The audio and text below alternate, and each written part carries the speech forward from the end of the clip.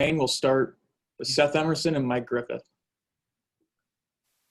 Jermaine, you see the direction kind of college football has gone, where you've got high scoring offenses, Alabama, LSU doing it. That's what y'all have seen the last couple of years. What can you all do realistically to combat that? And especially having seen it twice now, and I'm sure you hope seeing it again. What do you think you all can do to adjust against that kind of an offense?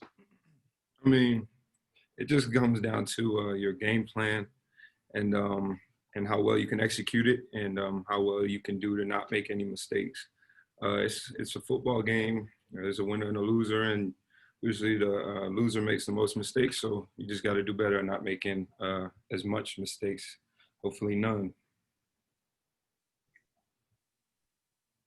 Hey, Jermaine, saw you got a pretty good snap count after missing. I guess it was a shoulder earlier. If I'm wrong, correct me. But you had like 30-some snaps. How did you feel out there? And then just as far as the game plan, did you feel like it was mistakes against Alabama, or was it more being out executed, I guess, to use a Kirby term? I mean, to answer your first question, no, I felt great to be out there with my team, be useful. I don't know if y'all knew this, but in the first quarter Arkansas game, I hurt my shoulder. But I stayed in, finished the game, played through it, realized, the severity of the injury. And we decided, as a team to just, sit out the next couple games.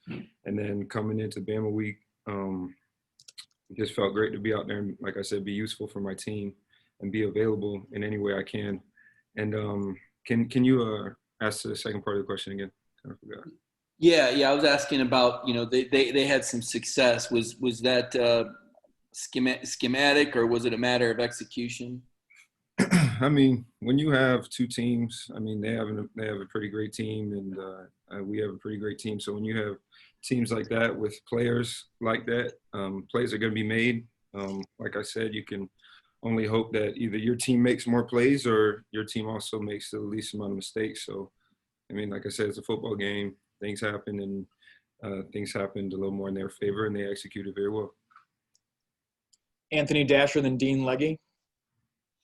Hey, Jermaine, good to see you.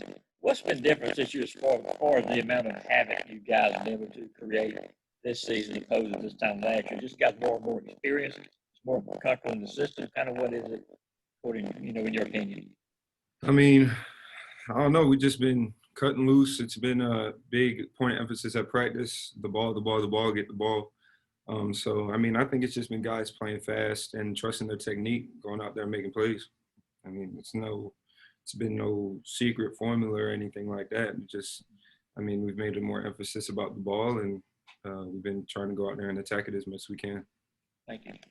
Along that same front, Jermaine, can y'all tell when the offensive line or the quarterback is confused might be the wrong word, but not, kind of on the wrong foot trying to defend against these blitzes? Say it again. Whose offensive line? Ours or the opponent? No, when y'all are creating havoc, can you tell when the offense is having trouble with what's going on, or does it just happen? Or is it that you can tell it's about to happen, or can you tell? Well, I mean, we practice stunts day in, day out, each day of practice. And Coach Lane he comes up with a lot of new stunts daily. So we go out there and we practice that practice. We practice it so much that we feel confident going into the game because we practice on a great O-line like ours. And we feel confident going into the game knowing that, we did it on our O-line. And we're going to do it on their O-line. And, may the best man win. So, we don't really fear I don't think we have the option of us losing the stunt in our heads when we're going. We just, we think about winning the stunt every time. So when we go out there and do it that way, I think things work out effectively for us. Mark Weiser, then Chip Towers. Hey, Jermaine, wonder if you and Stetson ever traded junior college stories, and how much do you think that season away from Georgia benefited him? Stetson's locker is right next to mine. We talk about it every now and then, but more so than anything, it's kind of like an unsaid respect and like understanding of what we both went through. Going to junior college, in my perspective, it helps a lot because you get away from everything and you get really time to focus on you and focus on the things that you need to focus on to get to where you want to be. And I think if I can speak for him, which I can't, but if I can try, I guess I'd say that being away from Georgia, he could focus on the things he needed to focus on and get the shot he got, and he made the most out of it. Thank you. Yeah, Jermaine, just following up on that Bama experience. Obviously, you guys played really well for most of that game. It was the explosives, just a few of them. Is that just kind of the cost of doing business that way, especially against a team that is that explosive? Or when you went back and y'all reviewed that stuff this past week, what's the answer to being able to cover those guys who obviously are very explosive? I mean, Bama did a great job at motions and rocket motions, stuff like that, to align guys on mismatches or kind of get us screwed up in our coverage. So, I mean, if anything, it'd just be to be more solid on our adjustments and knowing what to do in that aspect. Jake Rowe, do you have a question? I do not, no. Okay, we've got a couple more minutes with Jermaine. We'll just open it up for the last two questions.